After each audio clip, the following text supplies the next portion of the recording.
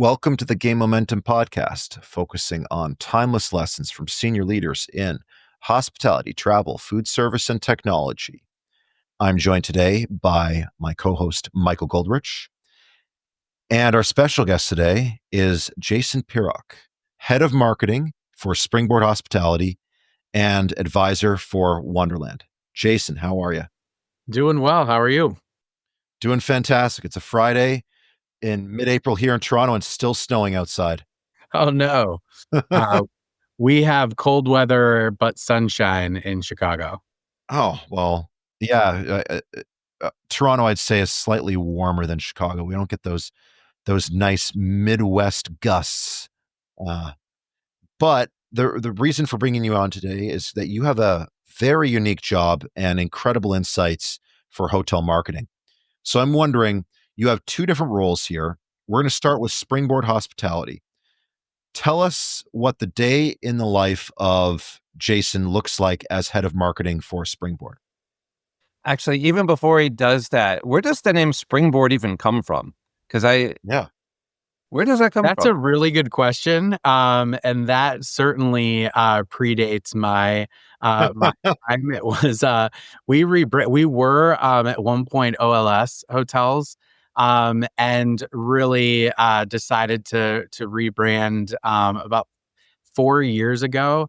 And a lot of it, honestly, is I don't have as much of the history and context truly around where the name became, but a lot of it is around sort of that launch pad or springboard to your performance as a hospitality or hotel company. All right. Sorry to interrupt. That was a burning question. Burning. But Well, now it's we can okay. springboard off that question into what your role is for marketing. Yeah, absolutely. You know, my role as head of marketing and brand, you could tack that on too. I literally oversee everything under the sun when it comes to marketing. My role is maybe a little bit different in the sense that I oversee marketing of Springboard as the B2B brand and sort of how we show up in the world, especially from like a business development ownership perspective, but then also focusing on the portfolio of hotels that we have. And right now we're at about 51 in 14 states. And are they boutique? Are they branded? Are you guys aligned with certain flags? Yeah, so Springboard Hospitality owns, operates, and develops primarily independent hotels, restaurants, and bars in mostly destination type of locations. So we're about 85% independent boutique style, and a few flags that we oversee.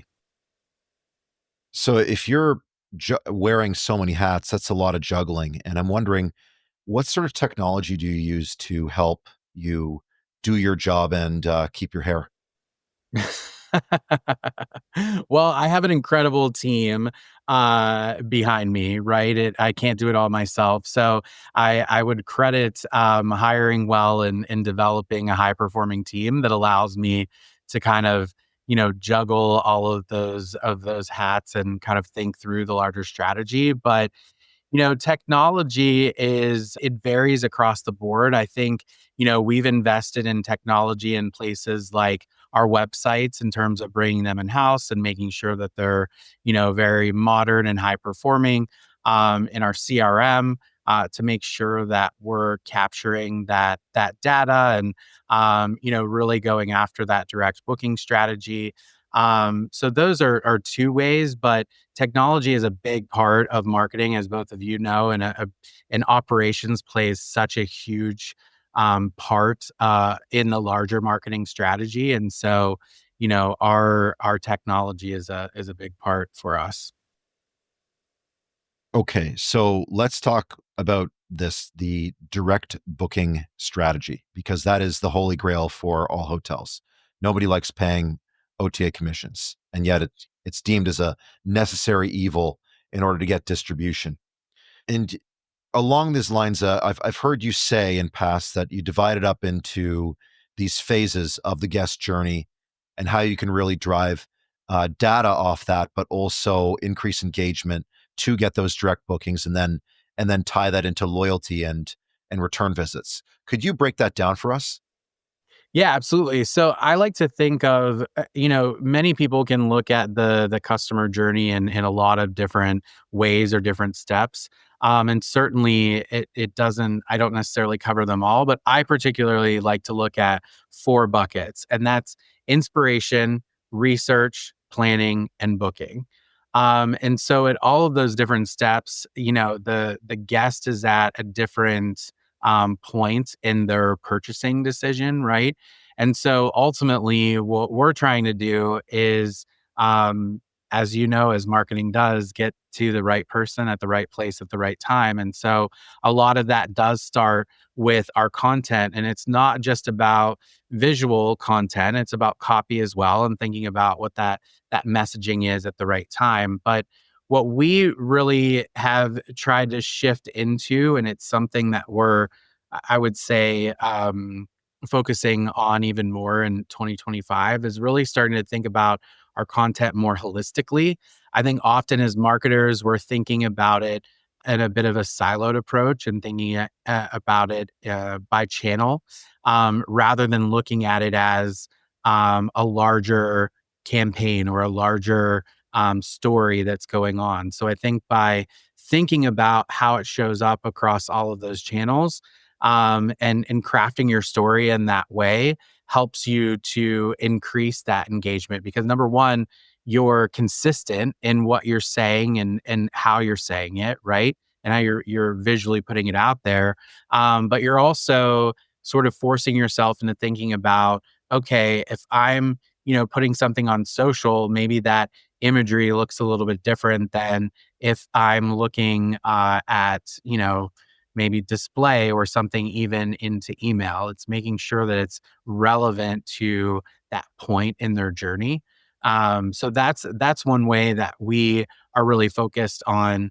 Driving direct bookings is really focusing on the content, investing in that content, and making sure that it's relevant to the guest at the right time, so that they don't have a lot of questions. They're already inspired.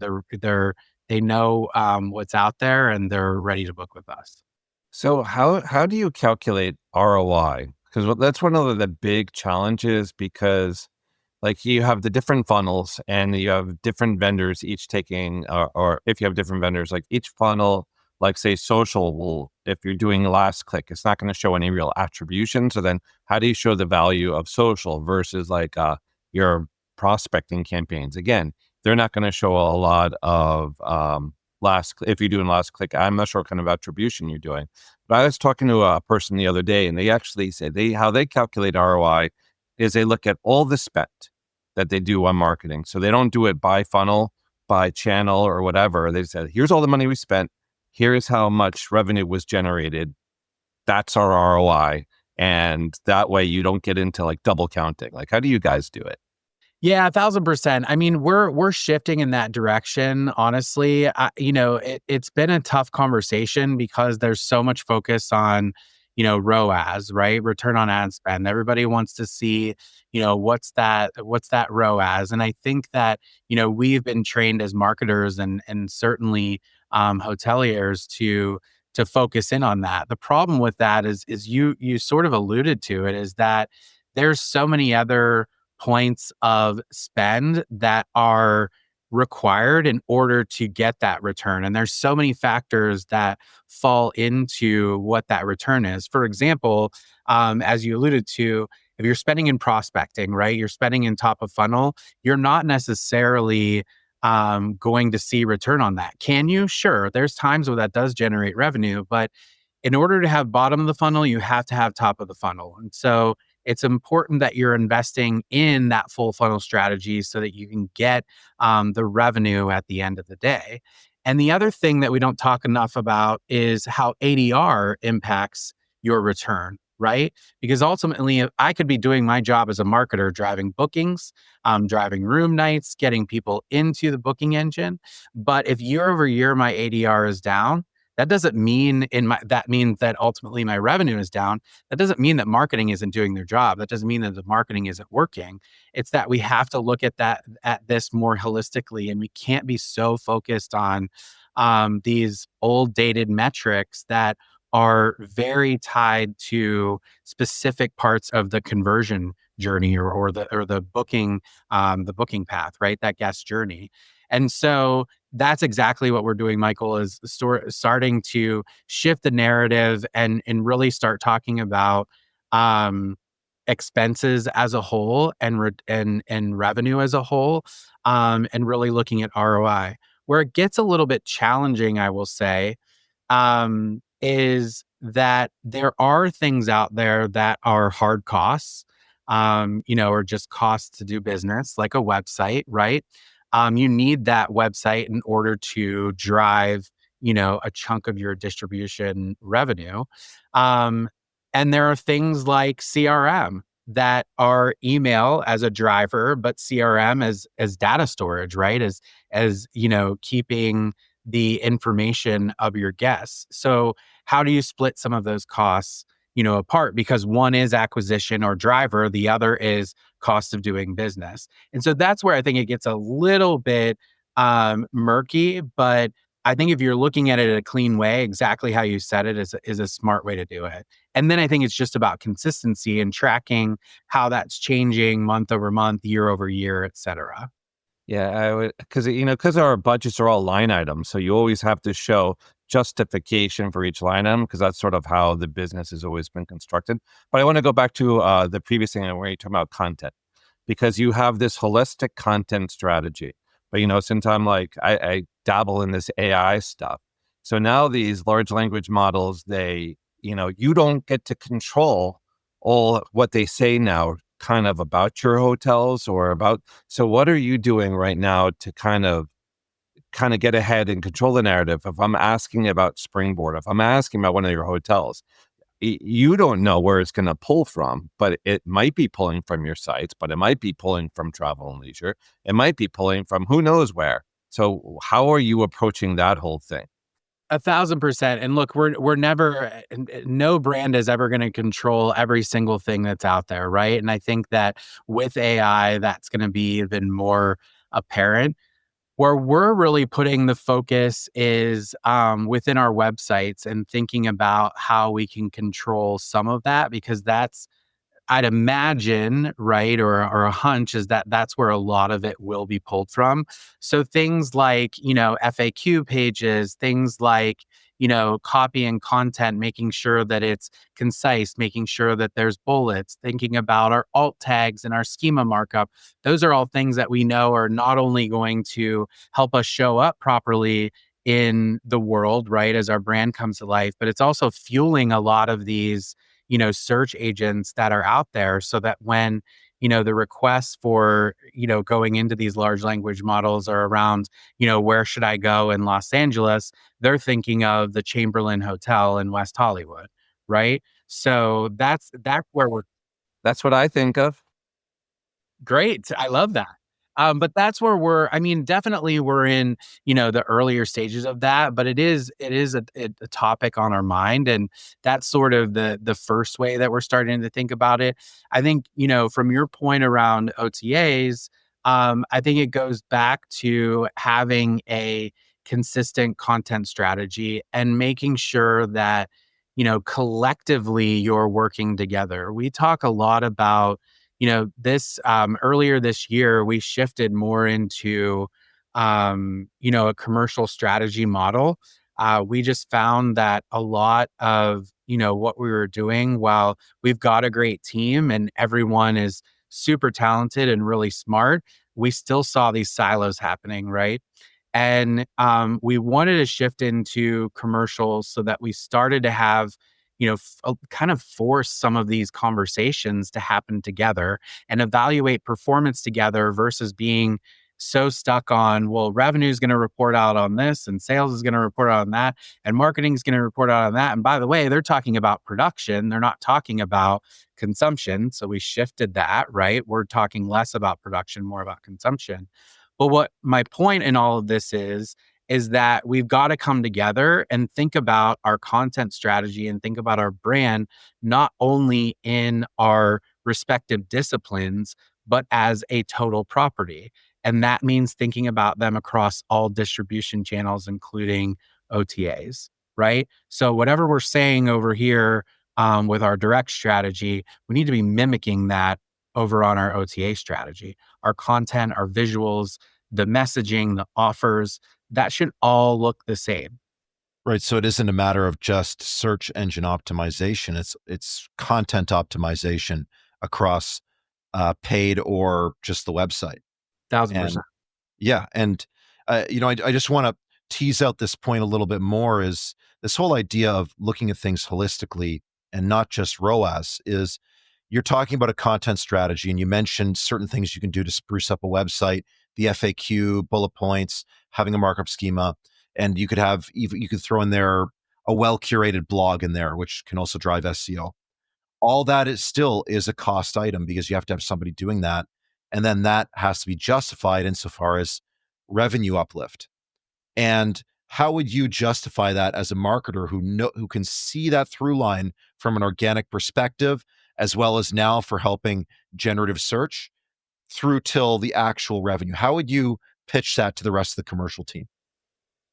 Yeah, I mean, I think again, it goes back to, we can't invest in just certain areas, right? We have to invest in the whole picture because it's one larger ecosystem, right? Everything depends on one another. Just as, revenue and marketing depend on one another, so does, content versus search versus, paid media, whatever it may be, right? They all work together. And so what I would ultimately say is if the goal is to increase our direct contribution, then we have got to invest in order to, drive up our owned channels, right? Our own traffic, whether that be direct or organic, so that we're ultimately reducing our reliance on paid media. Paid media should be supplemental. If you're doing it right, you shouldn't have to spend a ton of money in your paid media program because you've driven up your referral. You've driven up your direct from brand awareness. You've driven up organic from your SEO strategy. And so ultimately you're starting to have, less reliance on that paid media. So I think that's the way that I would talk about it. And not to mention, if we are driving all of those things up and we're increasing our direct contribution, we are saving the bottom line or helping the bottom line because we have less OTA commissions. Yeah. Yeah, so you made me so there's a battle when I was on the marketing side for a hotel, so it was always, do you buy your names? Do you buy your brand name? Because those have the biggest ROI. But into what you're saying, if someone knows your hotel, they're gonna Google it, so you don't need to buy it. However, the OTAs are buying it. So and everyone knows, and I shouldn't say everyone knows. Typically, what people do is after they have figured out the hotel they want. They go and talk to their partner, whoever, and they say, okay, they talk about whichever hotel they're going to go. Then they come back to the site, they put in Google and they click the top link. That's typically like most people's behavior if they're not part of a loyalty program. And that top link is usually a paid search. So what is your approach on buying your names? Like, do you subscribe to that the defense, it's like defense.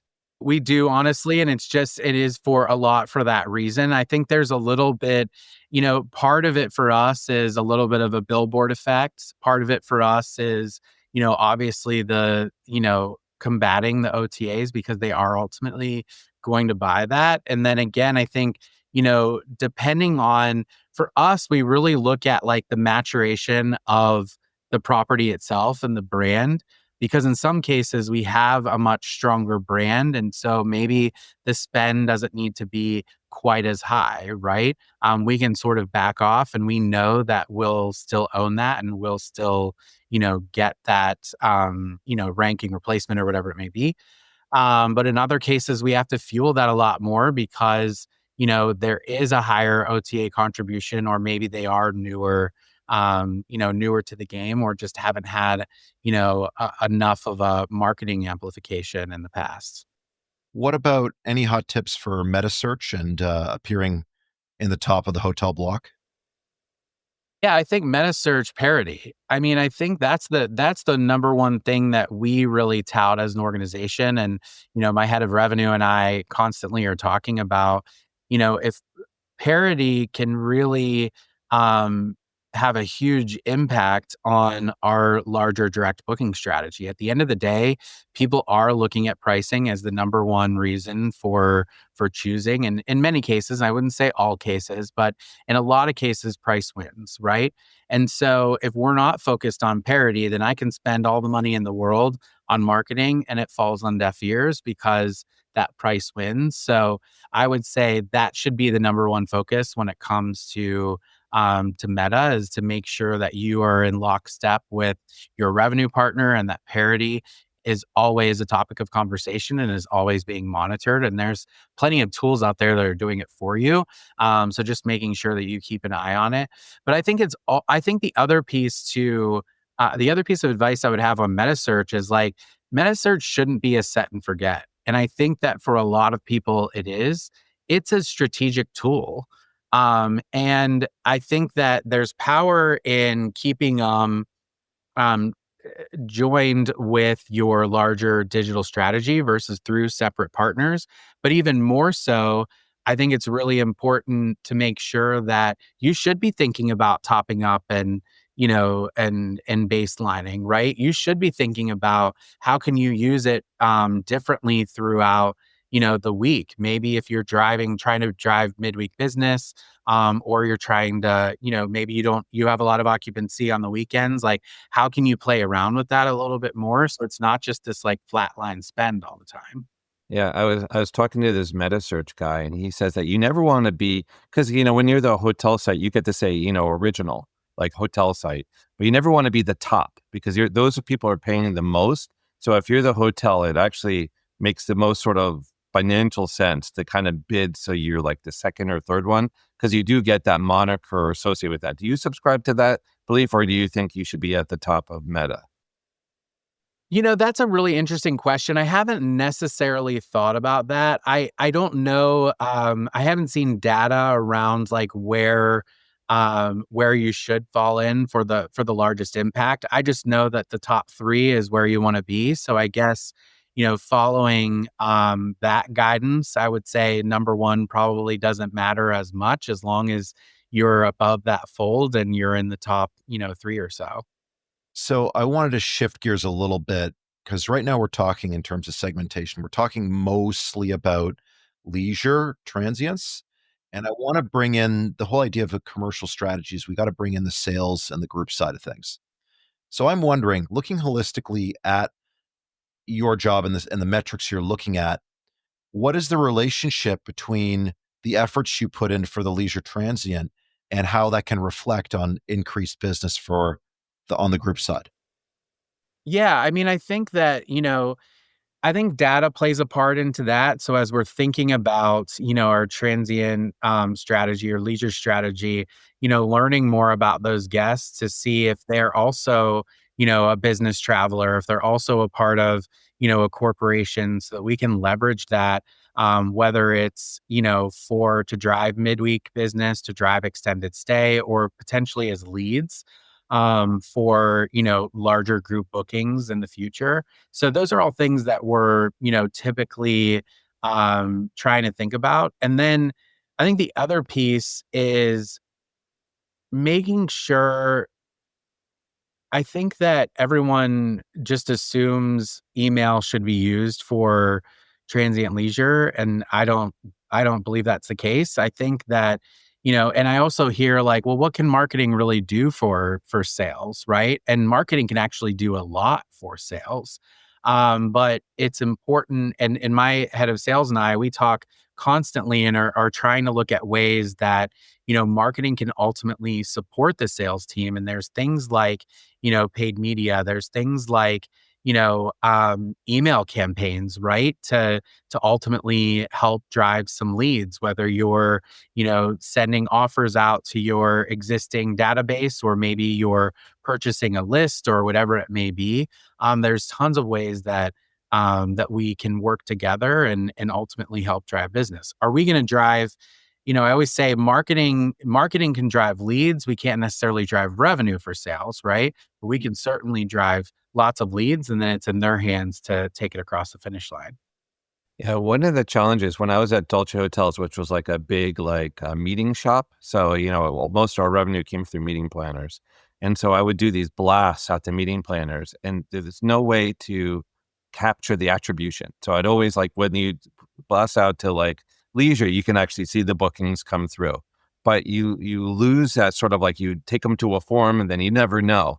But I saw this thing with Google, and Google Forms, like now you can put a code into a form, and when they calculate it, it can go back out, and then you can actually track what happened if they filled it out, and then it goes into your CRM, and then they see whether what actually happened or not. Do you guys do that level of granularity? Because to me that seems like the holy grail of doing that book. Yeah. Yeah, we don't necessarily do that technical, but we typically try to make sure that whenever those, like especially with an RFP form on a website, that there's either some sort of drop down, or there is some sort of code, or if it's coming through email, making sure that there's some sort of indicator that says that it came from this, so that they can then put that into triple seat or Delphi or whatever it may be, to be able to track it. Because you're right, the ultimate goal is that we not only drove that lead, but that lead converted into,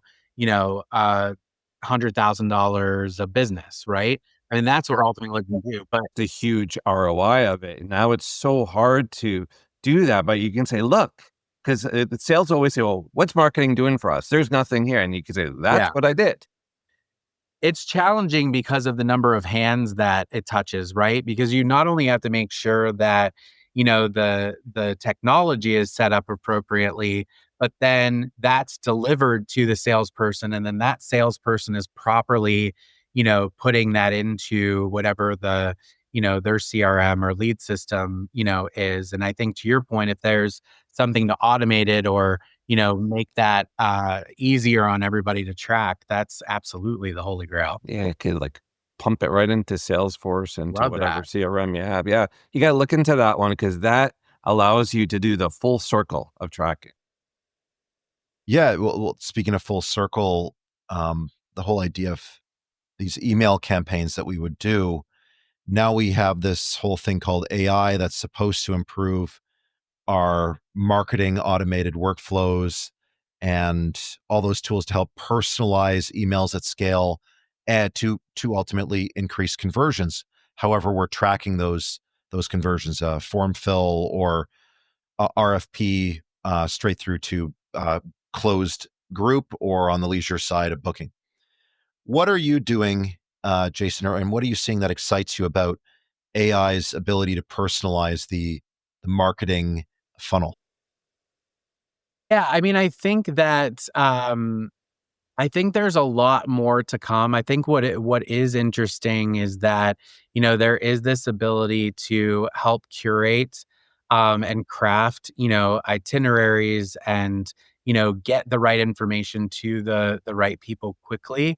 And I think that's exciting, because ultimately we want to reduce friction, right? We want to reduce friction to that conversion path and get people to book. So the more seamless we can make that whole experience, the better. And I see a lot of good in AI in doing that, and really aggregating the information that you want, so that you can make a educated decision much quicker than you ever could before. So I would say from that regard, that's what's exciting to me. Not to mention, like, there's so many places that it could go and take you. And I think there's so much more for us to see in the future. I think for me, what I'm excited about is a little bit less. I mean, not that I'm not excited about the consumer side, but I think there's a lot of power, even from the operational side, internally to an organization, and what it can do to create efficiencies, to increase productivity, to then ultimately let these talented individuals that are, super smart and creative spend more time on the strategy, spend more time on thinking about the holistic guest journey. That's what I'm excited about. I mean, as most of us know, in the hotel industry, a lot of us run lean teams, right? And everyone's wearing a bunch of hats, everyone's spread thin. And so I think this gives us the ability to, maximize that talent further because it's taking some of those tedious things or maybe even, more complex things that are more task oriented or more execution focused off of our plates to allow us to think more and collaborate more and innovate. Right.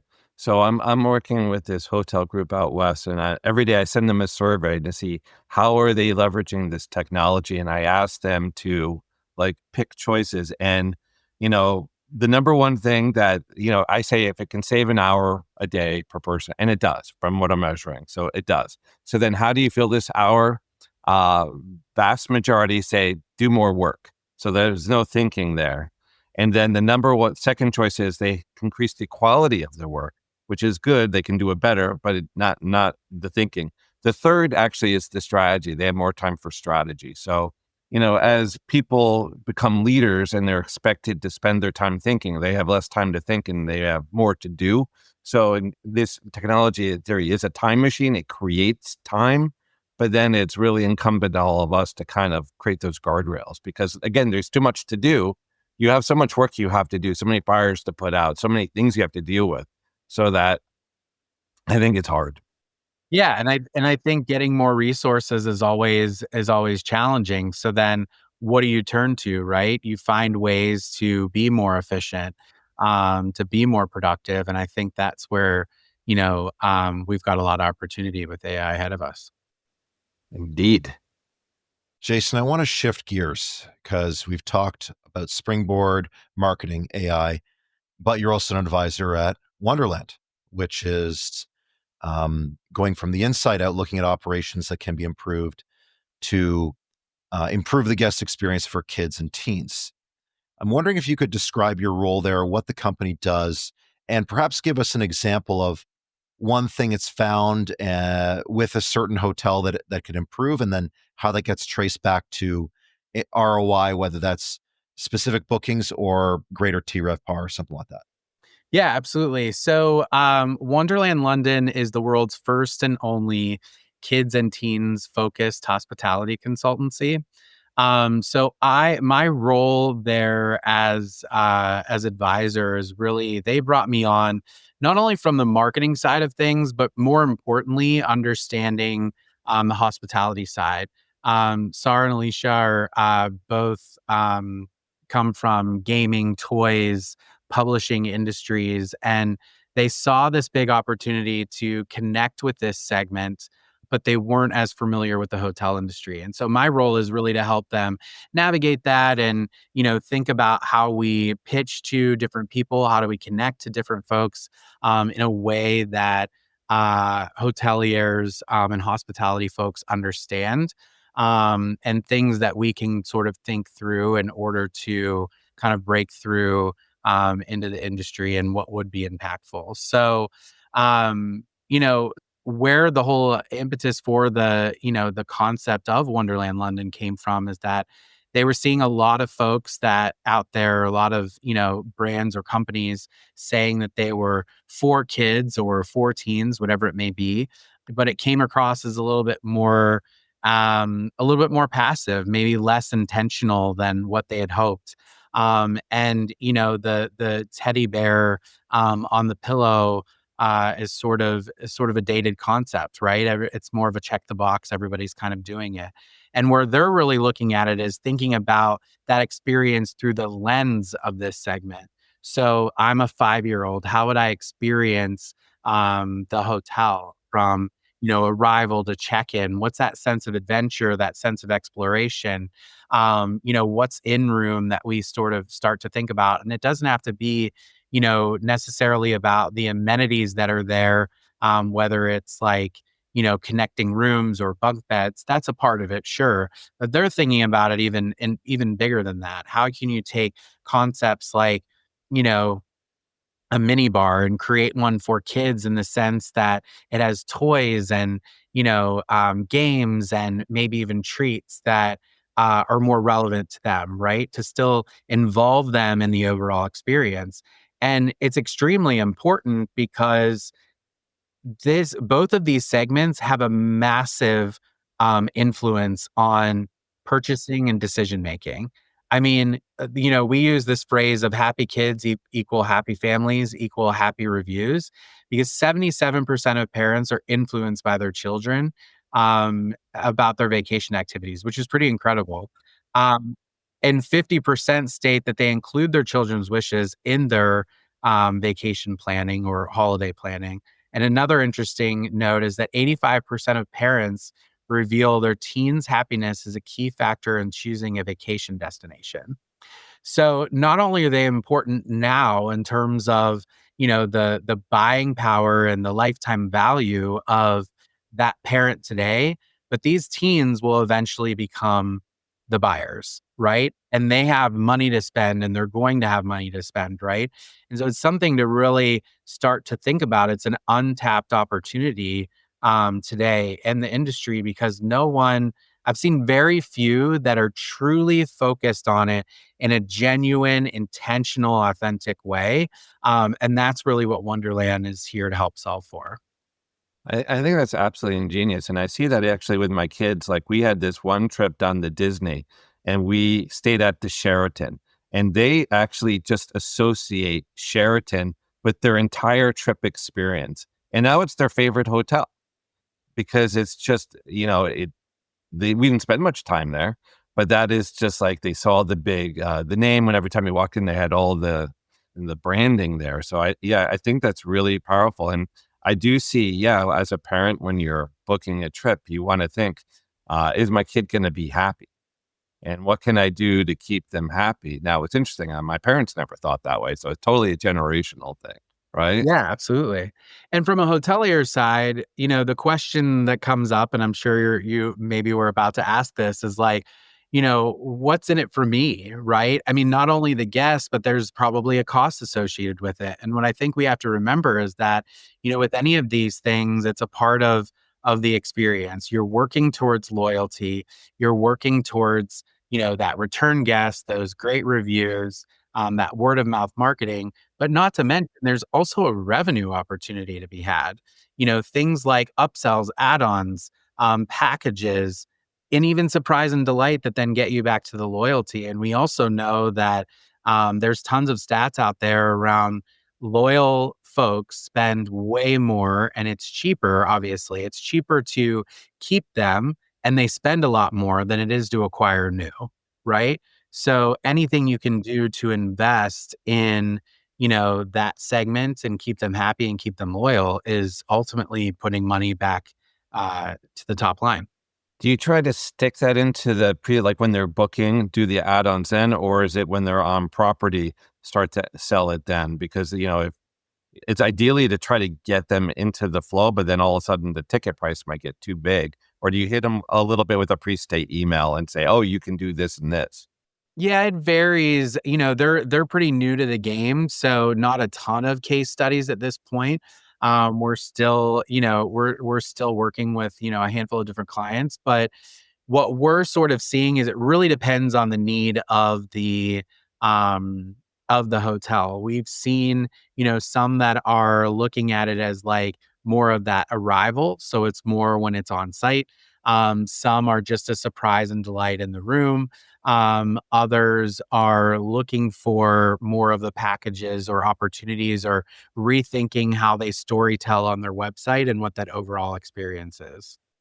Yeah, you stole the words right out of my mouth, talking about the value you can derive from appealing to kids straight through till, I guess, net promoter score might be something you can measure an uptick as sort of a Absolutely. macro based And on that. imagine, like, I mean, we could go on, right? I mean, think about like the PR legs that it has too. You do this, you do like this cool mini bar. Pure top of funnel. Yeah. Yeah, that now you've got like, press and media and influencers that are super interested in having this as a part of their experience, because people are attracted to that, right? There's a lot of value in what they're offering, and I think people who are, getting ahead of it are going to, get the benefits of that, and sort of being that early adopter and sort of first to market, if you will, to get a lot of that attention and attraction.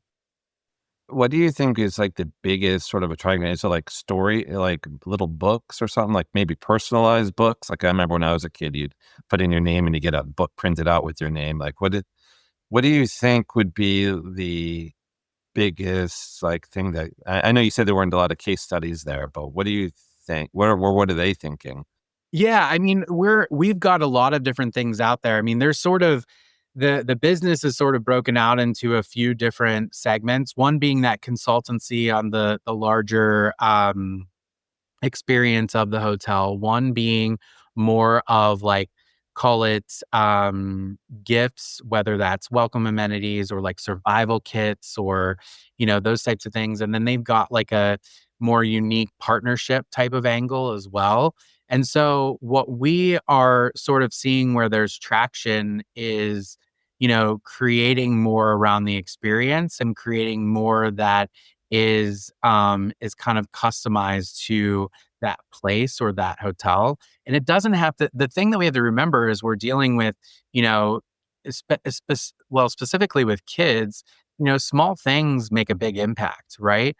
Teens get a little bit more challenging, right? Because they expect a little bit more. They're a bit more mature and they know more of what they want. But when you think about things like even something new that we're working on right now that we've put out there is sort of these room dividers that are that feel like kind of like tents or caves, that essentially like you're creating the space within a hotel room that is their own little space, right? As Oh, kids. that's great. And that could be, as kids, I'm sure we all were in that phase of, building tents or, with sheets in our living room over chairs and all of that, right? Forts, But yeah.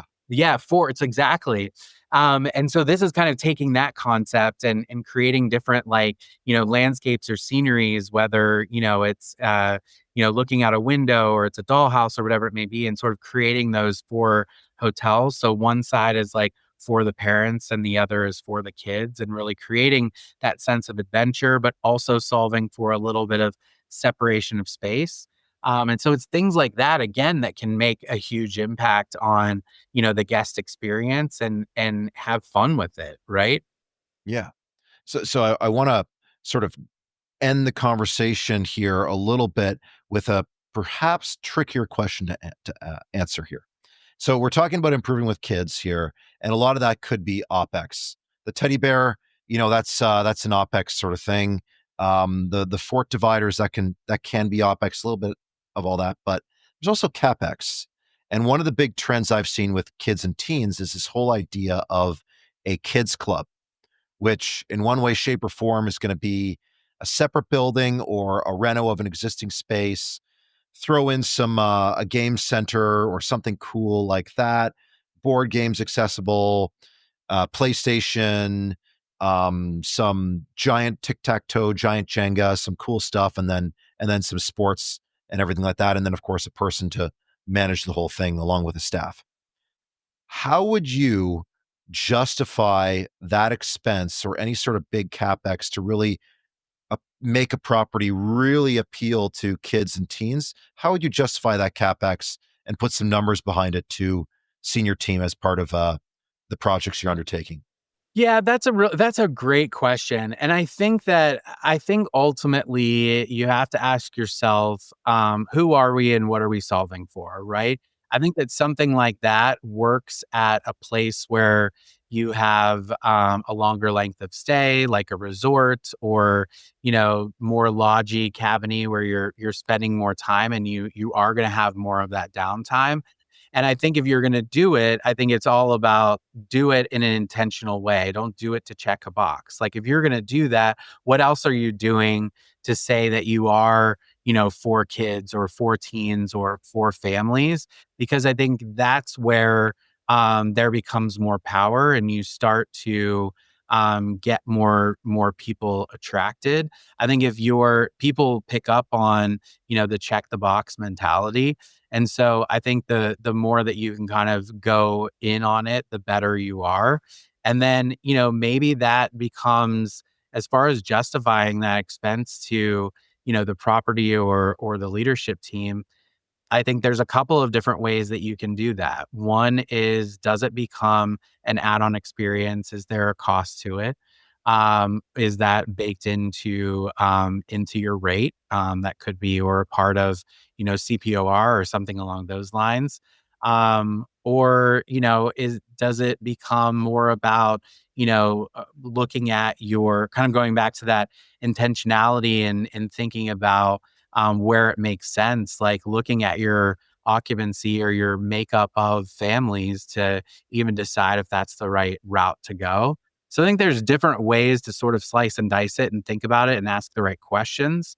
And then from there, once you figure out if it makes sense, you can figure out how you can start to make sure that, you are capitalize on it to an extent, assuming that is your goal. In some cases, it might not be your goal. It's just more of a value add, an amenity that you want to have so that you can attract more of those guests.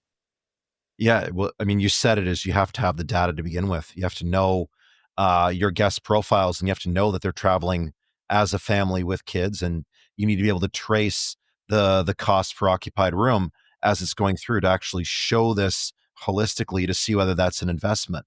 And you could even go so far as, in a resort context, if you have land and you can expand, you're deciding between a suite product that maybe appeals to couples versus a one bedroom suite that can have cots or a fold out couch, or two bedroom for teens, three bedroom, etc. So you can make those differential decisions going all the way back to the work you're doing in marketing as well.